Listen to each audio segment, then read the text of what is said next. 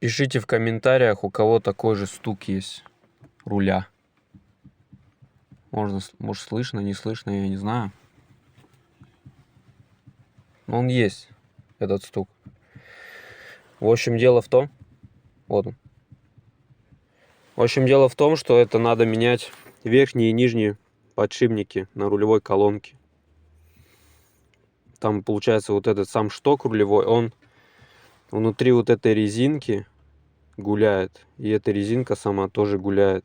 Она отслаивается от самого подшипника. Рассыхается, отслаивается и, в общем, разрушается. После вот этой замены, я надеюсь, этот стук пропадет. Вот этот вот бесячий стук. Просто бесячий. Меня просто накаляет это, если честно уже. Так что будем надеяться на то, что оно уйдет.